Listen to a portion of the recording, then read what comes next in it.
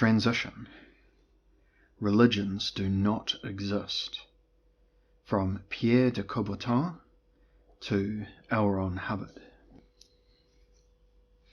It is time to draw our conclusions from the indications we have discussed about an anthropotechnic redescription of the religious, ethical, and ascetic artistic phenomena. I will therefore return to the two main practice and mentality historical tendencies of the last century. The rise of the neo-athletic syndrome around 1900, and the explosion of informal mysticism, regardless of whether it manifests itself privatissimi or in the network operations of psychotechnic sects. It is with reference to both of these that the hypothesis of the spectral return of religion can be rendered more precise. I will begin by using the example of the Neo-Olympic movement founded by Pierre de Coubertin to show how an undertaking initiated as a cult religion outgrew its religious design to become the most comprehensive organizational form for human behavior of effort and practice that could always be observed outside the worlds of work and war.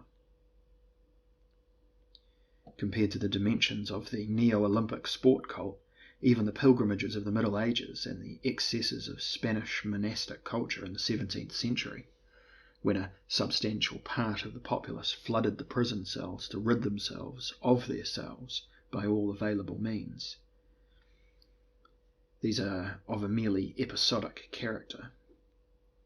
Then, using the example of the Church of Scientology, founded by the science fiction author Lafayette Ron Hubbard, I will investigate what we can learn when a company for distributing well-known methods of auto-suggestion manages to expand into a worldwide psychagogic firm that claims to be a religion.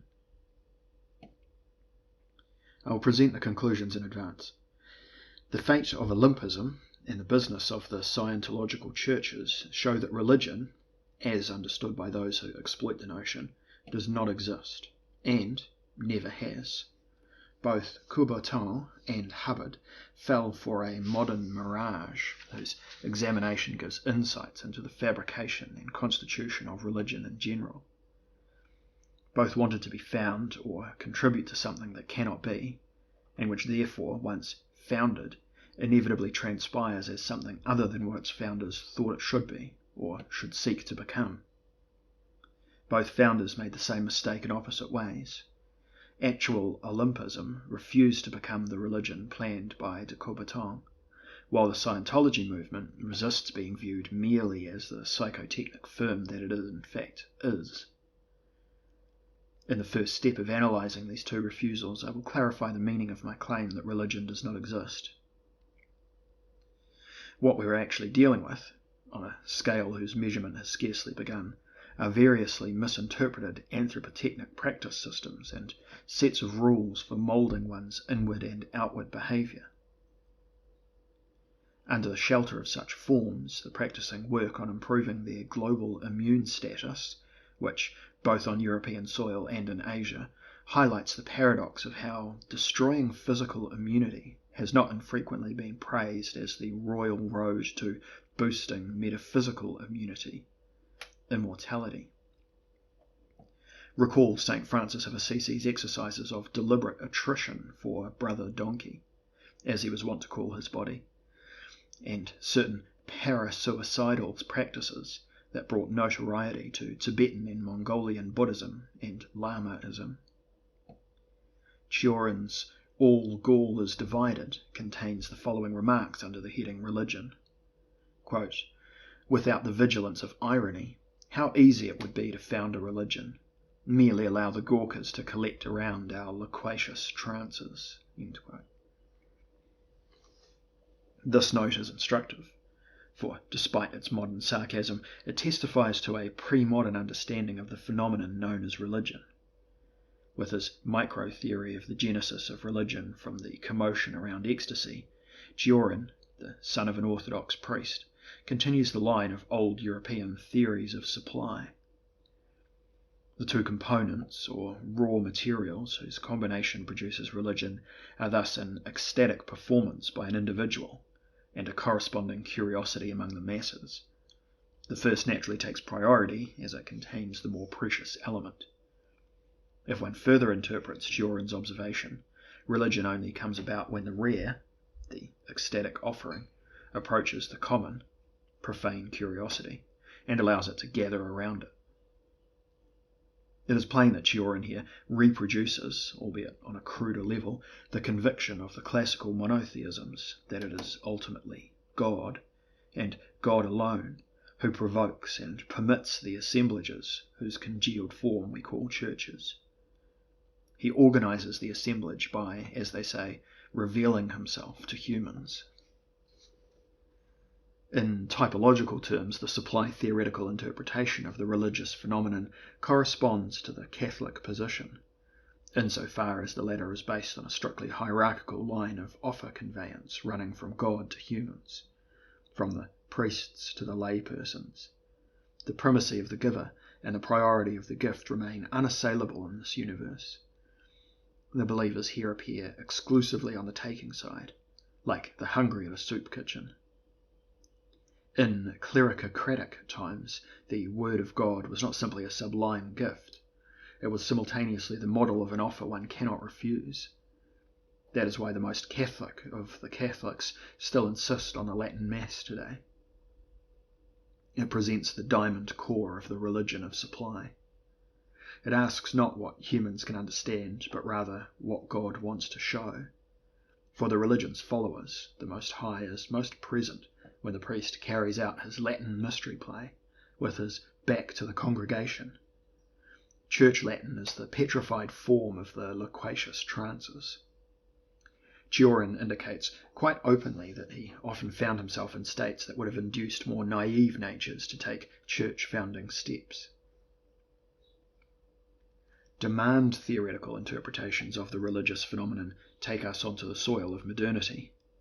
Here, to take up our image again, the crowd now takes precedence, and one asks oneself how best to meet the needs of the masses.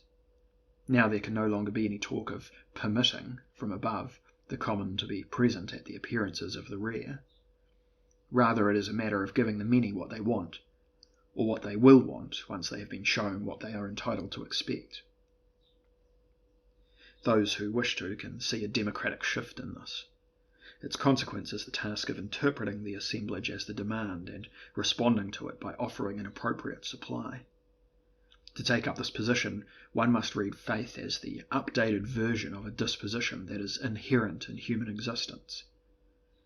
Aside from that, it is plain enough why the priority of the demand means that the supplying side must be flexible and refrain from adopting any threatening tone. This brings us into the field of Protestant practices, where, summa summarum, the meeting of demands for a just God, an address for metaphysical needs, or a helper for a successful life is the central concern. This applies less in empirical than in typological terms. However, early Protestantism, especially in its Puritan variety, loved the apocalyptic communications characteristic of heartily fist-waving religions of supply.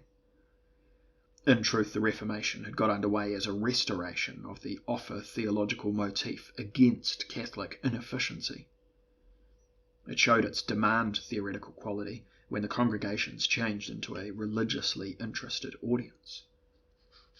Furthermore, modern Protestant theology, the work of Karl Barth, for example, is responsible for the most radical formulation of the supply principle, combined with the harshest rejection of the humanely and undogmatically dissolving religiosity of demand that had defined the situation since the 18th century. Barth had recognized Schleiermacher, the wooer of the educated among those who despised religion, as the master theologian of the religion of demand, or, worse still, the religion of talent, and devoted himself to opposing him as firmly as possible. It was the same Karl Barth who arrived at the thesis, unheard of in its time, that Christianity is not a religion, because religion is unbelief. He had the right idea, but made the wrong point, and presented the most unsuitable of all possible justifications, that the Word of God strikes through the fabric of cultural machinations vertically from above, while mere religion is never more than a part of the system of humanities, and all two humanities set up from below. The argument may seem impressive as a catastrophe theological intensification of the situation after 1918, but as a description of the overall situation it would be misleading, for modernity is simply not known for being a time in which God shows himself vertically to humans. This century the earth was struck by meteorites, plummeting down from the outermost and highest places, but there were no gods among them. Had Barth's claim been true, he would have been right in his resolute enmity towards all natural theologies. He would have had good reason to discard any derivation of religion from the structures of consciousness, and likewise any dissolution of Christianity into enlightened ethics. The reason why his thesis was wrong becomes evident upon closer inspection of the vertically from above motif. We know from the phenomena described above that the entire complex of verticality in modernity is revised into a new version that permits a deeper understanding of the emergence of embodied improbability. Barth, however, did not participate sufficiently in its developments. He fell prey to the error that theologians are ex officio constrained to make, simply co-opting the dimension of vertical tension for the call from above in its Christian decoding. Nonetheless, Barth must be considered the most important recent observer of verticality after Nietzsche. He succeeded in producing a new presentation of Christian doctrine that presupposes the absolute precedence of God's self-representation. This means that the situation of humans can only be understood in the steepest vertical terms. The true God is the one who uncompromisingly overtaxes humans, while the devil meets them at their own level. Even Barth, however, did not deny the existence of religions when he contrasted them with the non-religion of Christianity. He missed the fact that the former were no more religions than his favoured Christian brand. Whether Christian or non-Christian, all of them are both materially and formally nothing other than complexes of inner and outer actions, symbolic practice systems, and protocols for regulating traffic with higher stressors and transcendental powers. In short, forms of anthropotechnics in the implicit mode. They are constructs which, for purely pragmatic reasons, initially out of Roman Christian opportuneness, then later due to Protestant confessional polemics and enlightened systematics, were given the name religio, a term dragged along from the millennium of Latinity, referring back both compulsively and arbitrarily to the language games and cultic pursuits of Roman state bigotry. What religio, literally reverence, meant for the Romans before St. Augustine took the word out of their mouths and spoke of vera religio, can best be learned from a detail. That some of the most important Roman legions were allowed to bear the honorific Pia Fidelis, on the model of the Legio Tertia Augusta, stationed in North Africa, which existed from the middle of the 1st century BC to the 4th century AD, as well as the Legio Prima Adiutrix, based first on Mainz and later in Pannonia, which existed from Nero's day until the middle of the 5th century. Owing to Christian alterations of meaning, Caesar's piously faithful followers became the legionaries of Christ, known in French as Fideles to this day. Recalling Pierre de Coubertin's Neo-Olympism and Ron Hubbard's Church of Scientology raises several questions. What is religion anyway, if the people next door can simply found one? What does religion mean if a Hellenophile educator with a taste for men's bodies in battle and a beaming smart aleck, known until then mainly as the author of cunning space crime novels, believed, in all seriousness and unseriousness, that they had called into existence one before our eyes? Would that not mean that the safest method of exposing all religions is to found one's own? What do we learn about religion in general by studying the blueprints of newly founded cults and observing their modus operandi in the long-term activities? Naturally, these questions do not only arise with the two examples highlighted here. They could equally validly be directed at every one of the many recent religious experiments that have drawn attention to themselves since the French Revolution. From the cult of the Supreme Being, founded in 1793 via Saint-Simonism, Auguste Comte's sociological religion, Mormonism, Theosophy and Anthroposophy, to the makeshift neo-Hindu cults and manifold networks of psychotechnic sects spanning the globe today. All these enterprises already came about under the eyes of the Enlightenment, and could have been studied in vivo and in vitro if there had been corresponding interest in doing so with the suitable optics and methods. As far as de Coubertin's neo-Olympism is concerned, its history has been recounted sufficiently often, most recently on the occasion of the centenary celebrations for the modern Olympic Games in 1996, for there to be no need for me to reproduce more than some rudimentary aspects here. Three sources and elements of de Coubertin's sport religious system have also been amply acknowledged. They can be found in John Ruskin's gymno-philosophical ideas on eurythmics, in Dr. Brooks' neo-Hellenistic Olympic Games in Shropshire, held from the mid-19th century on, and in Wagner's Bayreuth Festival, where the archetype of a modern elitist communitary edification cult was taken up in its full articulation, 6,000 foot away from everyday industrial life and class divisions. Some have also referred to the inspiring effect of the Parisian Exposition Universelle in 1889 in order to explain the transfer of the totalizing impulse. Viewed in this light, Olympism appears as a timely globalization of sport in action. The famous Sorbonne Congress of 1894 for the reinstatement of the Olympic Games had already gathered these ingredients together, augmented by de Coubertin's own socio-therapeutic and pedagogical motifs, to form an effective mixture.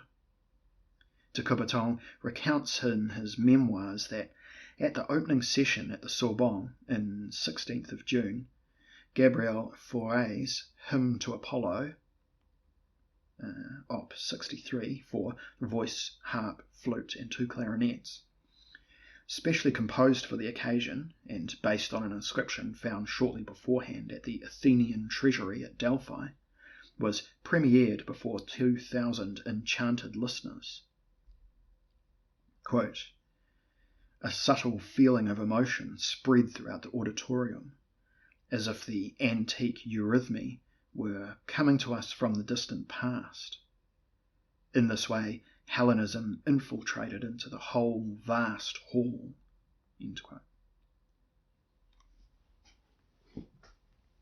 At the same time, the Paris Congress laid down the fundamental aspects of the Games and the organization carrying them.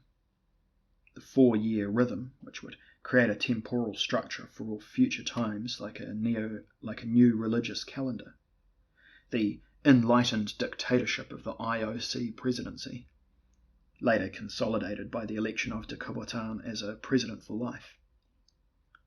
Modernism in the definition of sport, equality of different sports, exclusion of children, the principle of circulating games, amateurism, which remained controversial, however, and was suspended in 1976, internationalism, and the principle of Pax Olympica.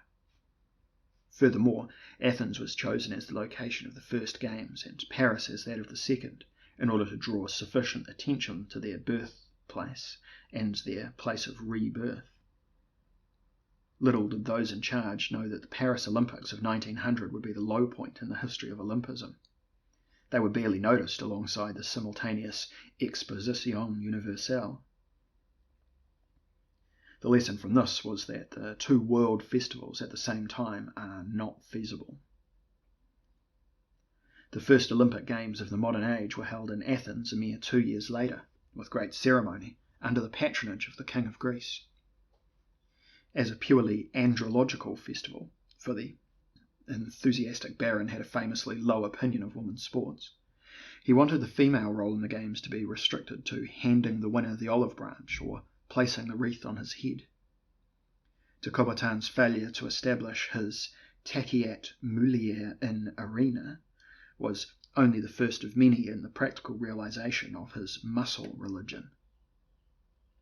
One of the most far-reaching consequences of the first games was that, thanks to the donation of a major patron, the Pan-Athenaic Stadium of Athens, from the time when Greece was a Roman province, could be restored and used again.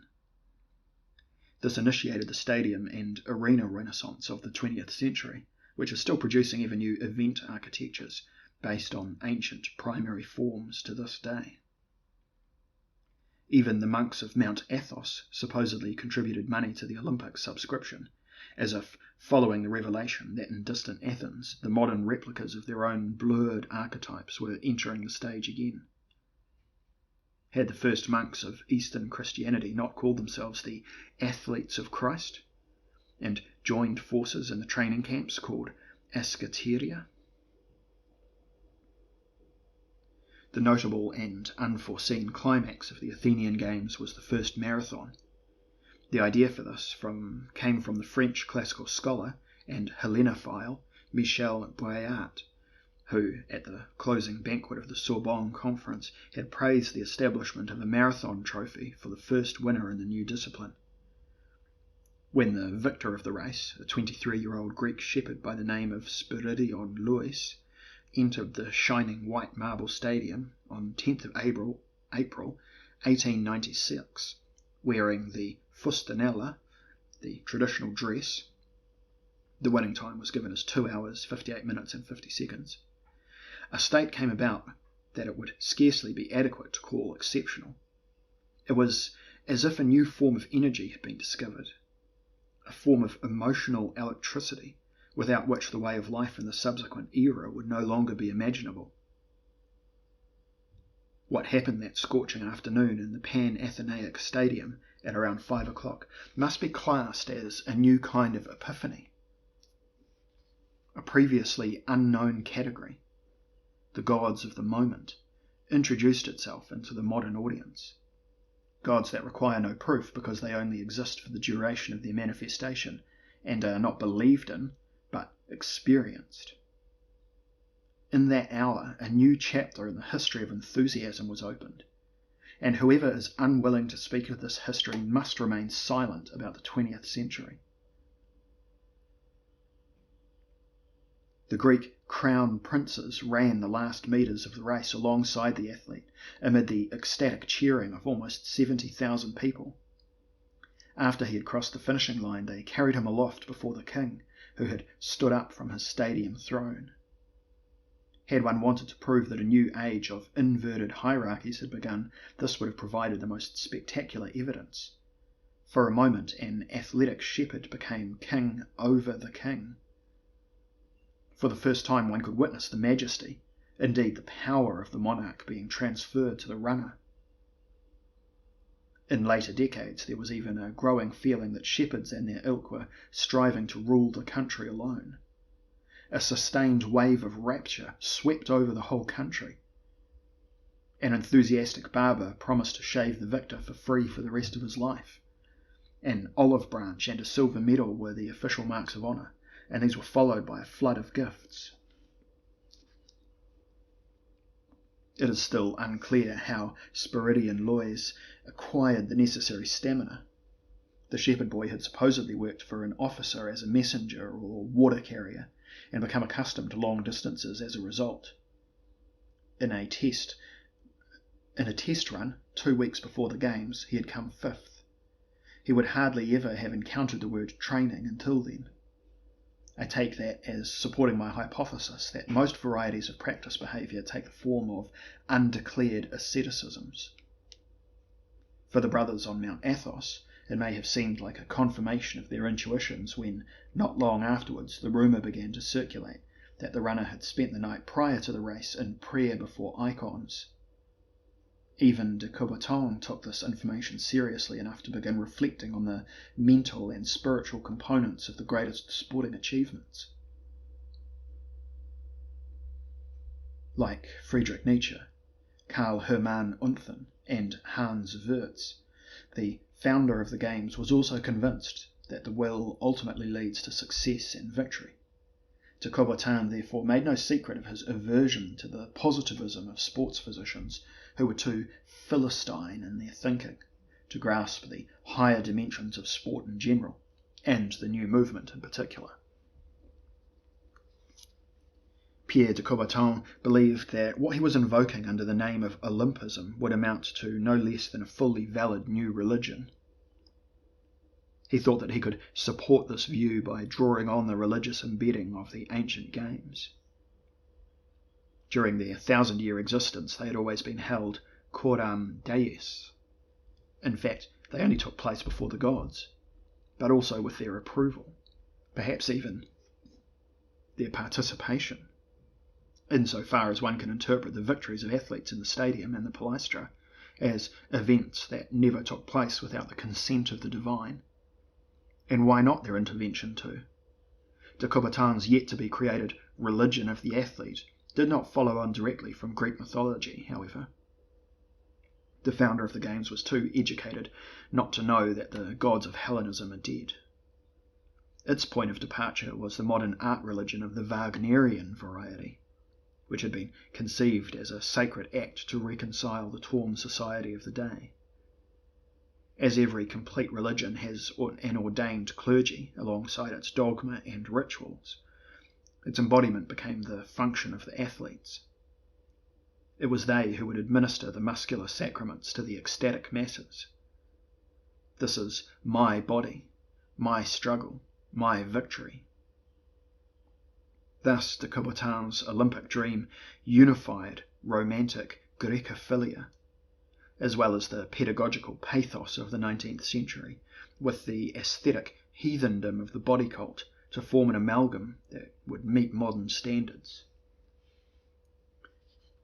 What de Coubertin expected from an effective new religion can be seen in a memoir note on a visit to the Bayreuth festival. Here he draws parallels between the two seemingly disparate spheres. Quote, "Music and sport have always been the most perfect isolators, the most fruitful aids to reflection and vision, as well as powerful stimuli like massage of the will, encouraging me to persevere. In fact, after a period of difficulties and perils, all immediate worries were suddenly removed." End quote. With the notable word isolator, de Coubertin points to the ability of religion to divide reality into ordinary and extraordinary situations. Wherever one finds sport and music, therefore, one also finds religion, insofar as their key characteristic, the effect of transcending everyday life and eliminating worries, is present.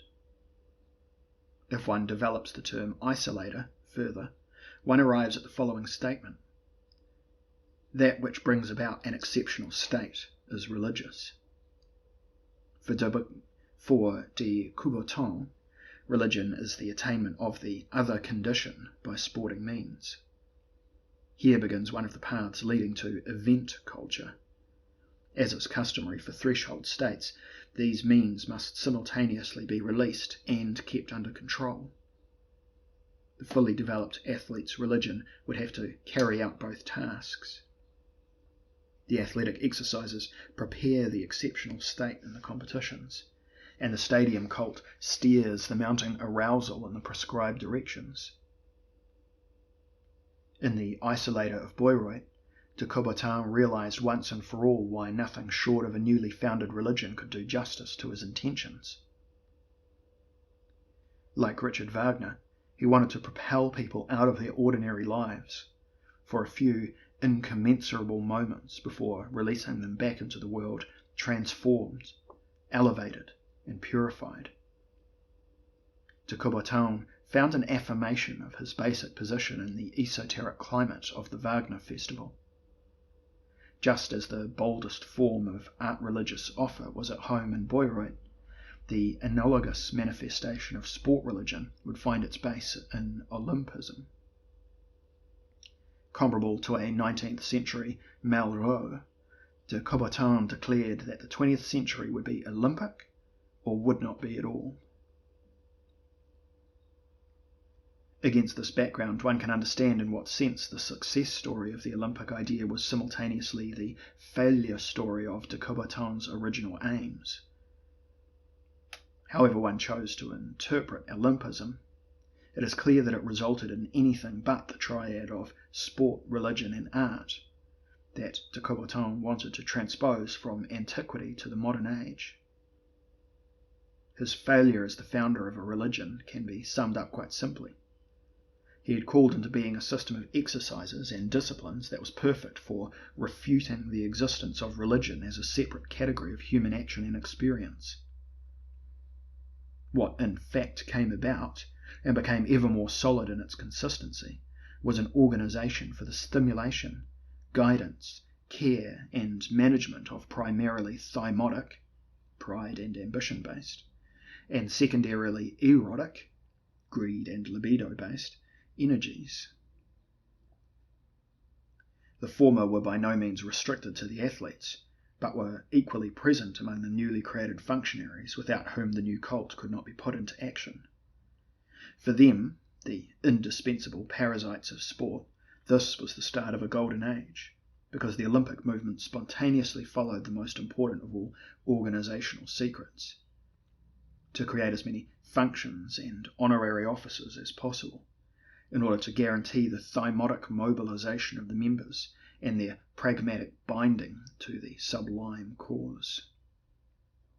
De Coubertin, who liked to move in old aristocratic circles, had nonetheless realized that modernity is the era of the nouveau riche and the nouveau important. For the latter in particular, his movement was an ideal field of activity, as well as the ambition political incentives. Greed-related rewards were not neglected. Olympism produced many new fortunes, some resulting from the direct flow of donations from applying cities into the bank accounts of IOC members. The pragmatic foundation for both forms of incentive was provided by the clubs, the natural matrices of sporting exercises, and the alliances between trainers and the practicing. They experienced their most impressive presentation in the competitive games themselves. The time was clearly right for this order of disciplines. If the age belongs to the competitive economy, then competitive sport is the zeitgeist itself. The overall outcome of de Coubertin's efforts, then, could not have been more ironic. He failed as a religious leader because he exceeded every foreseeable level of success as the initiator of a practice and competition movement. The initiator of the games missed what became the alpha and omega for the next generation functionaries in their further undertakings. The glaringly obvious fact that the Olympic idea would only survive as a secular cult without a serious ideological superstructure. The small elements of fairness pathos, youth ceremony, and internationalism that had to be kept as a matter of form could also be summoned up without a great lifting of souls. Often enough a mere wink was all that remained of de Coubertin's noble pacifism among his pragmatic heirs. The games had to integrate themselves amid the excesses of mass culture, changing into a profane event machine more resolutely at every repetition. On no account should they present themselves too loftily, least of all with the Catholic or offer theological trait that characterized de Coubertin's approach. Where higher things could not entirely be avoided, as in the obligatory opening celebration, they would go no further than the ceremonious entrance of the athletes, the hymn, the flame, and the appeal to the youth of the world. The post-war games in Antwerp in 1920 featured for the first time a separate high mass in the cathedral, with a chilling moment when the names of Olympic icons killed in the war were read out. The Olympic idea never had a chance as a heathen form of religion, of offer from above. Disenchanted into an athlete summit, it became an irresistible magnet for the masses. The pragmatic turn did not even demand of its protagonists a betrayal of de Coubertin's vision. It was entirely sufficient not to comprehend the old man's lofty intentions. Soon, no one knew any more what his dream of a religious synthesis of Hellenism and modernity had once meant. It is no exaggeration to say that the Olympic idea triumphed because its followers at all levels, from the board members of the IOC to the local clubs, had soon lost any inkling of it, even when tears were flowing at the presentation ceremony. The valiant Willi Daum, who, as long-standing chairman of the German National Olympic Committee, had access to the sources, could only shake his head about the ideational motives of the Olympic cause. Referring to the religion of the athlete, he notes in flawless functionaries' prose, "Here things become slightly confused." Through its de-spiritualization, the Olympic movement of the 20th century shows how a religion can spontaneously regress to the format of its true substance. The anthropotechnic basis, as embodied by a graduated system of exercises and diversified disciplines, integrated into a superstructure of hierarchized administrative acts, routinized club relationships, and professionalized media representations. None of the structural characteristics of an elaborated religion remain except for the hierarchy of functionaries and a system of exercises that, in keeping with their secular nature, are referred to as training units. The only function of the IOC Vatican in Lausanne is to administer the fact that God is olympically dead too. In this respect, one can say that the religion of the athlete is the only phenomenon in the history of faith that disenchanted itself by its own means. Only a few intellectual strains of Protestantism in Europe and the USA have achieved anything comparable. As a non-religion longed for by countless people, the athletic renaissance was able to spread over large parts of the world. Its development shows the change from a zeal into an industry. Small wonder that the young science of sport showed no interest in becoming the theology of this cult movement, which had barely been founded before its spirit was driven out. But the response among anthropologists was also reserved. To this day they are interested neither in the artificial tribes of professional athletes, nor in the fact that the emergence of the sport functionaries marked the appearance of a new subspecies no less deserving of attention than Aurignacian man.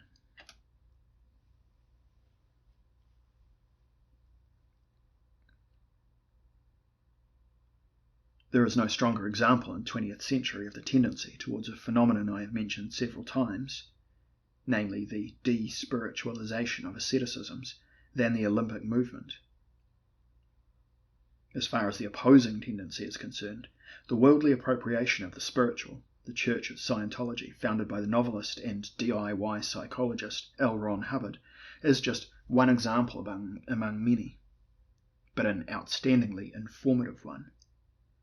In the following, I would like to honour the inventor of Dianetics as one of the greatest enlighteners of the 20th century, as he decisively increased our knowledge about the nature of religion, even if largely involuntarily. He earned himself a place in the pantheon of science and technology, as he successfully performed the psychotechnic experiment whose results were significant for culture as a whole. After Hubbard, it is clear once and for all that the most effective way of showing that religion does not exist is to establish one's own. Whoever wishes to found a religion can essentially operate on one of two assumptions. The first is that many religions already exist, but the true one is not among them. Now, new insights have finally made it possible and necessary to call it into existence. Christianity followed this schema to set itself apart from Judaism, just as Augustine did the same in relation to Manichaeism and the Roman cult, and even later Muhammad drew the line between Islam and its two monotheistic predecessors. An analogous approach was taken by the Enlightenment thinkers, who wanted to found the religion of reason from the 17th century onwards by breaking away from the historical religions. Such initiatives seek to draw authority from the progressive disclosure of the truth, which dictates the content for which the suitable form then has to be found. The new content lies in a message that, so the founders believe, holds more salvific power than previously known cults. One can therefore call this type of religion founding content religious. Its protagonists are usually naive, in a value-free sense of the word. They think they believe that they believe what they believe. If they are not naive, they would like to be, and regret their weakness of faith. The wiser among the weak of faith elevate doubt itself to an organ of faith, for an eschatologically plausible reason. Chronic doubt is the most effective exercise for keeping alive that which is doubted. The second assumption under which a new religion can be started is that the previous religions are inadequate because they cling too much to their content, whereas in future the concern will rather be to foreground the form or mood of religion. This turn towards the formal side involves a dramatic bifurcation. The first option is for the new religion to be born as a free-floating meta-religion that no longer knows any dogmatic precepts, yet wants to preserve the dimension of the religious in itself, bona fide, in a content-neutral form. This is roughly what is done by most modern confessionless people, who believe that there might be something after all in the thing they do not believe in. The advantage of this position is that it diffuses the tensions between salvific knowledge and secular knowledge, between theology and ethics. Romantic Protestantism had already approached the self-dissolution of positive religion in polyvalent emotional culture, as is evident when Schleiermacher states in his second speech on religion, quote, "It is not the person who believes in a holy scripture who has religion, but rather he who requires none and could probably make one himself." End quote. Or the new religion could exclusively take the formal side of the religion to convey foreign content.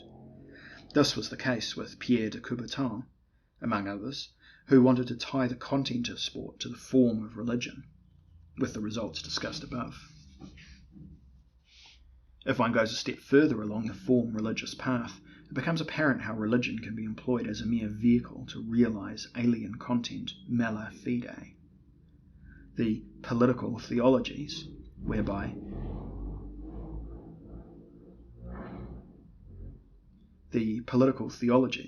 religion is used as a psychosocial support system for state success, and which are once more enjoying considerable attention, are the inescapable example of this.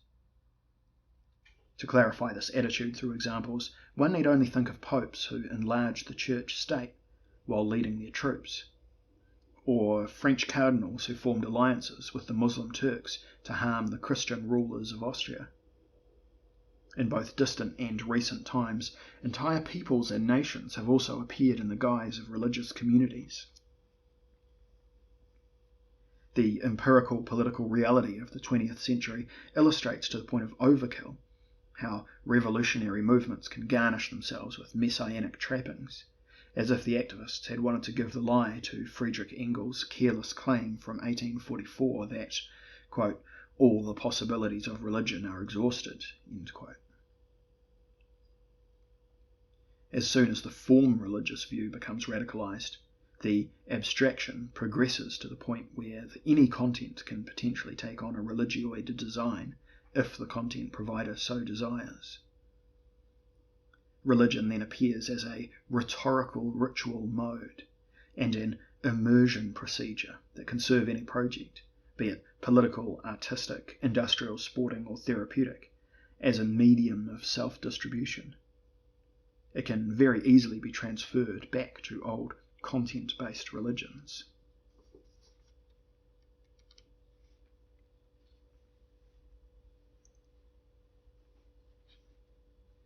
In the following I will show how Lafayette Ron Hubbard's entrepreneurial and literary rabulistic genius drew profit from the form religious principle in its most abstract manifestation during the promotional campaign for a product called Dianetics in 1950, only to convert it soon afterwards into the Scientological Church through a religioid upgrading.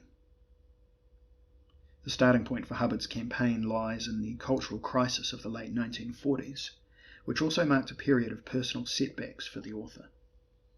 At the time, he could presume a market for life counselling and self-help literature with considerable growth potential, and a tangle of psychoanalytical, life-philosophical, pastoral, business consulting, psychagogic, religioid, dietary, and fitness psychological motifs. Hubbard's ingenious approach consisted in bringing all these forms of demand together into a single point. He placed himself in the tradition of modern charlatans, taking this word too in a value-free sense, who seek to combat all illnesses with a single medicine, or all problems with one solution.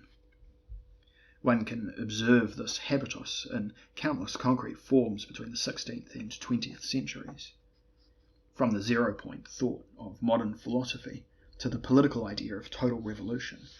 According to the great charlatans, the art of arts has always been to distill the one essence, the panacea, the universal agent, regardless of whether this is carried out in physical or moral flasks.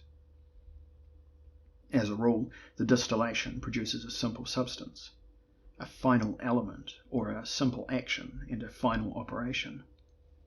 Whoever has it, or is capable of it, has and is capable of everything. Hubbard's product was conceived of as a mental panacea and brought into the agitated life counselling market.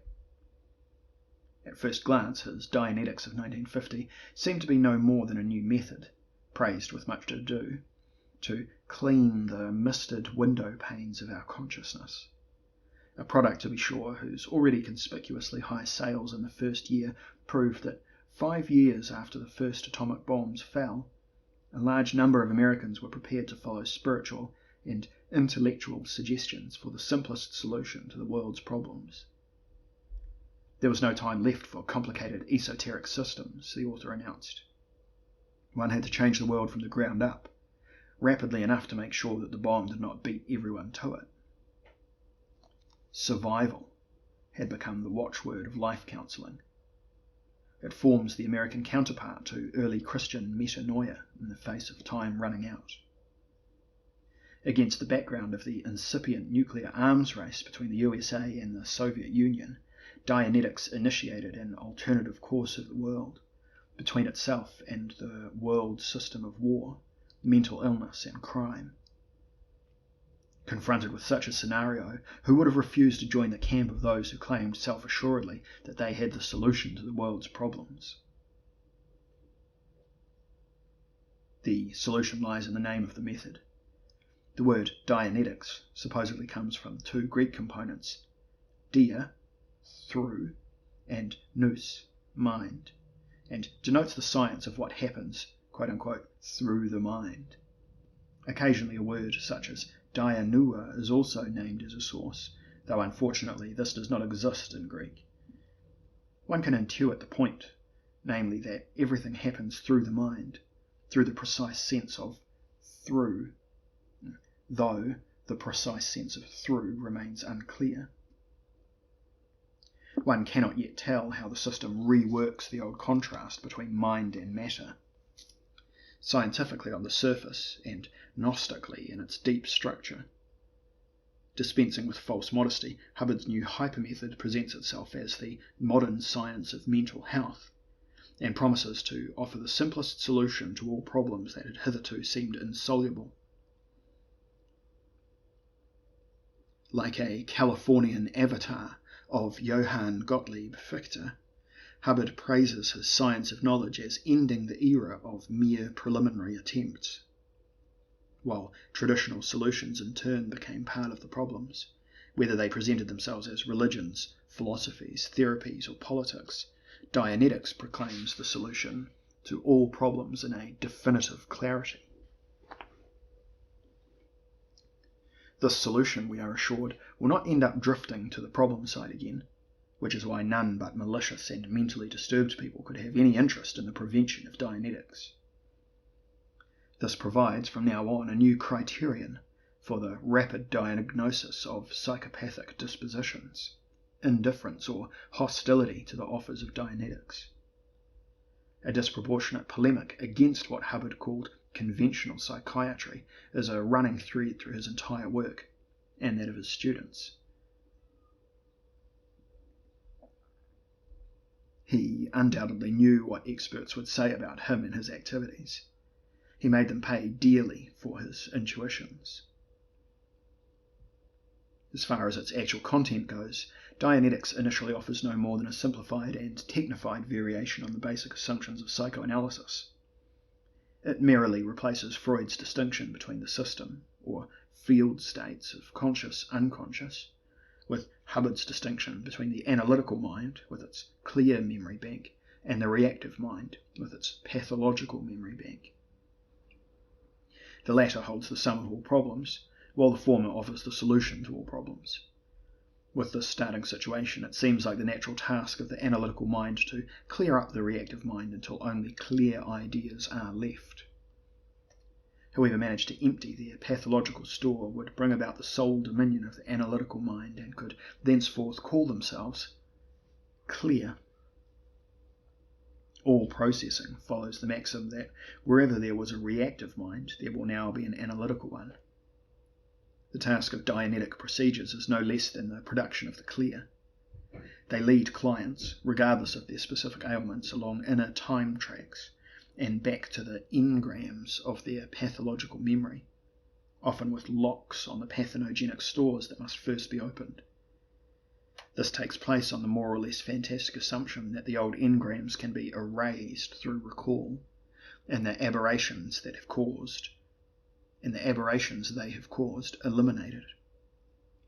An assumption that had already been popularized by psychoanalysis and Alfred Hitchcock in Hubbard's early days, although it never managed to achieve more than pseudo-plausibility. If this were all there is to say about Hubbard's approach, one could content oneself with the conclusion that Dianetics is more or less a musing chapter in the epic of the Americanization of psychoanalysis.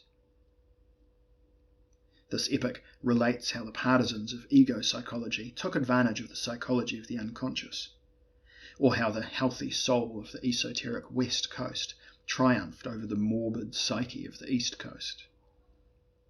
In truth, however, the Dianetics Scientology episode belongs to a broader intellectual historical movement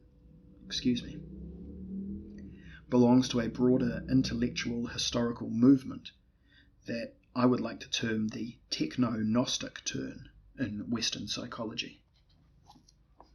This is characterized by a new, wholesale defamiliarization of mankind's store of mental and spiritual traditions. The distortive energy comes from a technology historical event that must be viewed as the greatest caesura since the implementation of vowel alphabetical scripts around 700 BC, the advent of computer culture. Its unfolding around the middle of the 20th century forced a revision of the time-honoured mind-body dichotomy by showing, through the construction of computers or mind machines, that many of the phenomena one had previously attributed to the mind and soul side of the totality of being, in fact belonged on the mechanical material side. Reflection is a property of matter, not a privilege of human intelligence. Since then, the redistribution of the world under the pressure of the new cybernetic centre has defined the drama of contemporary thought. In this process, it becomes clear why idols fall. The philosophy of cybernetics renders it possible to formulate a general theory of twilights of the gods. The Hubbard phenomenon unmistakably belongs to the turbulences set off by the eruption of cybernetics into the domains of metaphysical classicism. As a contemporary of the first generation of cybernetics and an author of science fiction novels, viewed not entirely unfavourably by connoisseurs of that genre, he had the advantage of privileged early access to the new world of inner technologies. One should take care to avoid the fallacy that Hubbard's former life in science fiction was something negative. Gotthard Gunther, still the most significant philosophical commentator on the event of the computer, has argued convincingly that the science fiction novel should be viewed as the laboratory for the philosophy of the technical age, a claim that seems entirely legitimate if one considers the work of authors like Stanislaw Lem and Isaac Asimov, to name only the greatest. There is every indication that the novelist Hubbard never abandoned his original genre. He merely expanded it. Showing great consistency, his first step beyond the confines of science fiction led him to Dianetics, which, in its cognitive status, is nothing other than psychology fiction. This is in keeping with the accounts of those close to him that Hubbard wrote his 500-page book Dianetics in Bay Head, New Jersey, in a mere month, and completely off the top of his head without drawing on any scientific research. The experimental foundation he invokes, quote-unquote, hundreds of case studies, is itself part of the invention. This observation casts a retroactive light on the systems of Freud and C.G. Jung. Once one has grasped the schema of psychology fiction in its outlines, one also recognizes its characteristics in the alternative versions. In the present context, Hubbard's second step is essentially instructive. The movement that expanded the psychology fiction of Dianetics into the religion fiction of Scientology. Observing the transition, one witnesses the debut of the religion of the technical age. When the success of Hubbard's book, Dianetics, the Modern Science of Mental Health, sent him the message from the real world that applied fiction works, he took this as the go-ahead for his ambitions. With the same élan that had carried him towards the first expansion of science fiction's boundaries, he performed the second, and opened, after the psychotherapeutic front, the religious one. The response from the real world showed that this time too it had worked. The religion fiction materialized in a very short time and took the form of an actually existing church. There was an unmistakable element of taking the bull by the horns at work, as Hubbard had reason to fear the reaction of the organized medical profession after the disproportionate success of his self-help therapy book. To the extent that the establishment denied that his magical methods were in any way effective, and accused him of dealing irresponsibly with the hopes of the suffering, many of them incurable, it seemed natural to flee to the immunity of the religious sphere. Incidentally, it was never a secret in the inner organizational circle of the time that the ecclesiastical camouflage of the new anti-professional healing method was simply a way of misleading the tax authorities. When Hubbard developed the Church of Scientology in 1954, he applied the form religious strategies.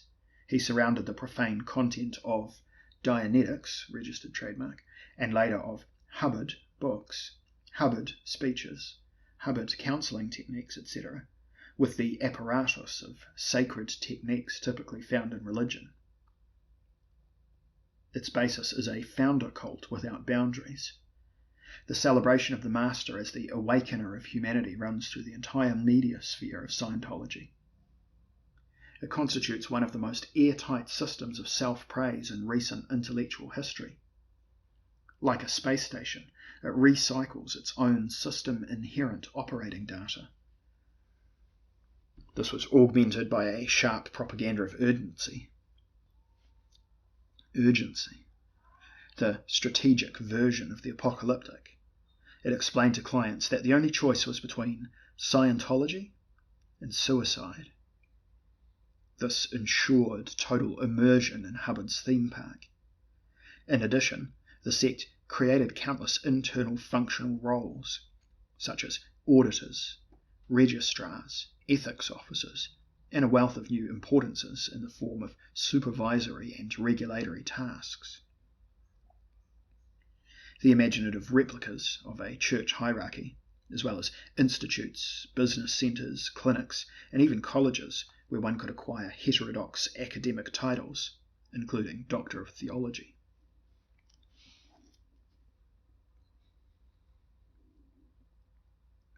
One can hardly say that no provision was made in this far-sighted enterprise for the newly important and those who wanted to join them.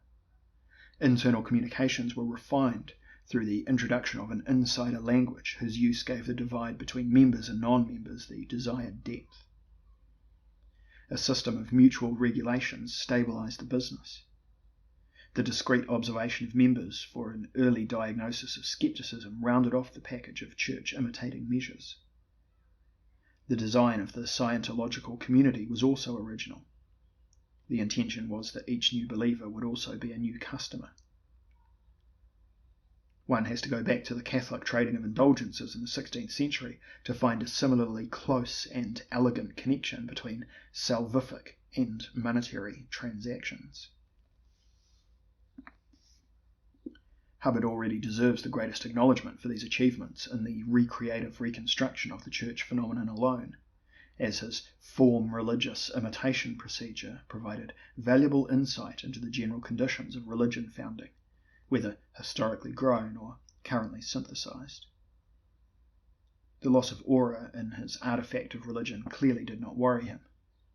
What the new church lacked in venerability, it balanced out through the carefreeness with which it presented itself as the summit of humanity's quest for truth that had been conquered late, but still in time. Scientological theology candidly allows the religious founders of the past to look up to him, the finisher. Buddha, Lao Tzu, Jesus, Muhammad, but also authors such as Aristotle, Kant, Schopenhauer, Freud, Bergson, and whoever else is entitled to candidacy in the colourful list of precursors. All of them can rejoice that Hubbard has completed what they could only strive for with inadequate means. A certain Dharma is also said to have been very close to the truth in days gone by, supposedly an Asian monk of antiquity. Evil to him who evil thinks. After all, does the New Testament not also contain details that do not stand up to historical criticism? I am not sure one can claim that Hubbard was attempting, with his less successful claims, to show that a complete church should also include signs of its own fallibility. The question of whether Hubbard wanted to go beyond psychology fiction and religion fiction and create a form of politics fiction will remain unanswered here. Depending on one's attitude and mood, one can take the corresponding statements by the master, especially the notorious equation of Democrats and apes, either as Dadaistic or as pre-fascistic. There is a parodistic quality that runs through the entire spectrum of Scientological themes and leaves nothing that Hubbard ever touched unchanged or untwisted. Whatever symbolic traditions he appropriated reappeared as technically repeatable phenomena. Clearly nothing is more suited to translation into the universe of technical images than religion, as it aims by definition for the production of special effects. Hubbard's achievements as a parodist of religion were outstanding, not least as a parodist of the hierarchical principle. Recall his amusing operating thetan, levels 1 to 8, but also as a parodist of the mystical idea that the soul, now thetan, recognizes God within its innermost self. The insight that fragile psyches can be replaced by high-class thetan implants would itself have earned Hubbard a Nobel Prize. Scientology's way of dealing with its apostates is also of great parodistic value. Here the classic condemnation of infidels is travestied in the systematic molestation of ex-thetans. This would be even more comical were it not for the fact that it meant subjecting their targets to vicious psychological terror. The old missionary cults followed the principle that one wins over the people by converting the king. Translated into modern terms, this means that one must first of all court celebrities. With the help of these techniques, Hubbard managed to establish an intellectual historical Las Vegas based on quotations without boundaries in a few decades. He led the church into an age of its technical producibility. Unease in the face of this complex of compromising imitations may be one of the reasons why followers of the original religions prefer to avoid it. The attention of the organs of German intelligence to the ambiguous organization is all the greater, however, in the USA. The FBI had it in their sights for a time. Its suspicious appearance is a consequence of its design, as it almost openly displays its principle of production. This has to be the case, as Scientology offers the model for the form religious staging of foreign content.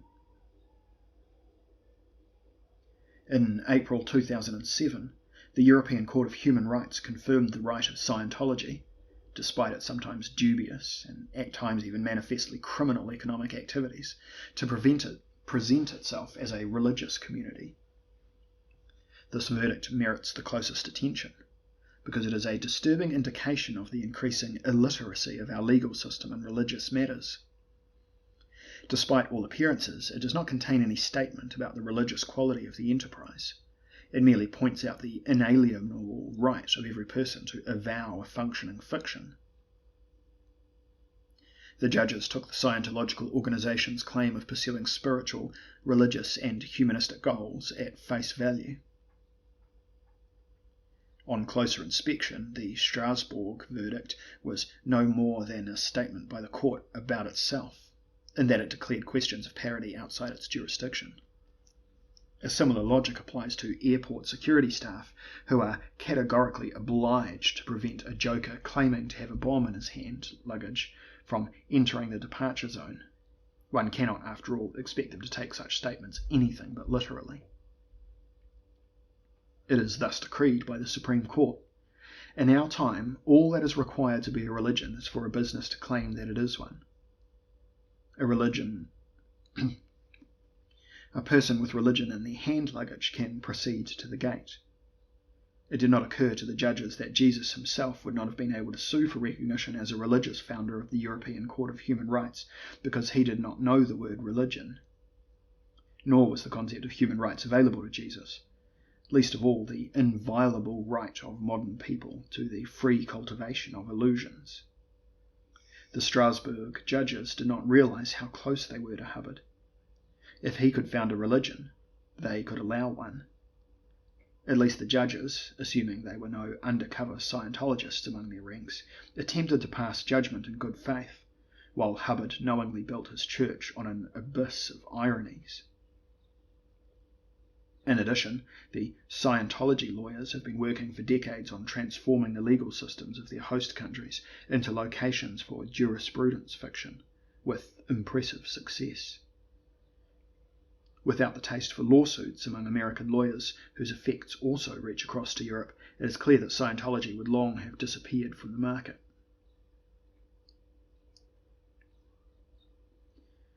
My conclusion from this dispute over the religious status of this psychotechnic group is that it proves once and for all that religion does not exist.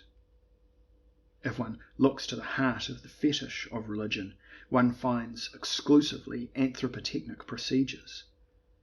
And this applies analogously to the second large-scale fetish of the present, quote-unquote, culture.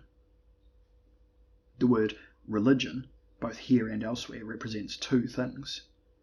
Inwardly, it is a password to unlock the more yielding zones of the psyche, those in danger of exploitation.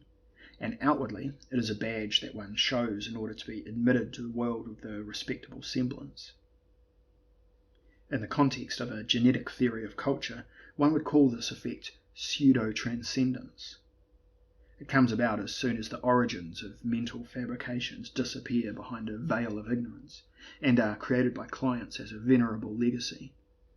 As one can see, a few years are now sufficient to create pseudo-transcendent effects. In summary, we can say that the indirectly enlightening dynamic of Hubbard's Scientological doctrine, and even more the instructive implications of his organisational art, are connected to the unprecedented shamelessness of his eclecticism. In this, Hubbard dwarfs even Rudolf Steiner, and God knows, Steiner was no shy man. Hubbard's ruthless drive towards self-establishment shows the signature of his time insofar as it shows, in its way, the transition from the truth of thought to the pragmatics of action. All the Hubbard system knows about what was termed the spirit or soul in tradition is that,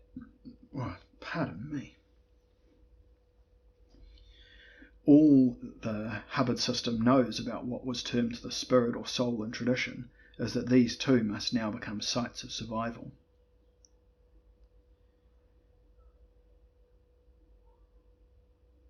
In his thought, the principle of survival has pervaded the beyond and subjugated everything that was ever viewed as exceeding physical life spiritually or intellectually. Thus, Scientology offers pragmatism from beyond for the world here, and vice versa. In so doing, it provides the metaphysical justification of greed for higher positions in the pyramid game of life. In games of this kind, new members always pay the expenses for the rise of the older members. The circumstance that evil is also directly good, that dangerous insight anticipated by nature, has the chance to unfold fully in such games. This is the foundation of the Gnostic irony, where everything is merely a game. In Los Angeles, where Scientology is most deeply anchored, this was translated into the thesis that everything is a film relating to earlier films. The main thing is to be in the producer's camp. If one reduces this religion to its essentials, one finds three irreducible complexes, each of which shows a clear connection to the anthropotechnic dimension. Firstly, on the dogmatic side, a tightly organised, illusion-practicing society, whose members are impregnated ever more deeply over time with the concepts of the milieu. Then, on the psychotechnic side, a set of training instructions for the exploitation of all chances in the transcendent struggle for survival. If one turns finally to the head of the organisation, the last thing one can see is any religious founder. Before us stands a radically ironic, universally flexible business trainer who will stop at nothing and demonstrates to his progeny what techniques one requires to survive in the jungle battle of egotisms.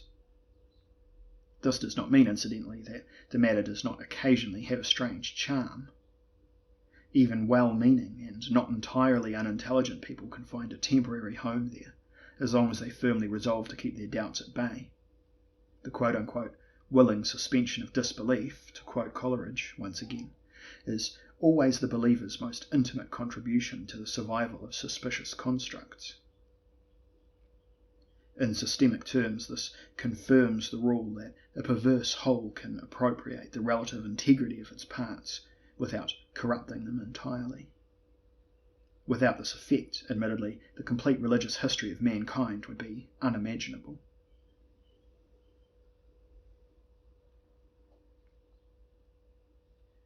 To close with an ad personam argument, I would like to note that only three figures in recent intellectual history can be compared to Hubbard from a typological perspective. The Marquis de Sade, the pioneer of philosophy fiction who espoused the release of a sexualized will to power.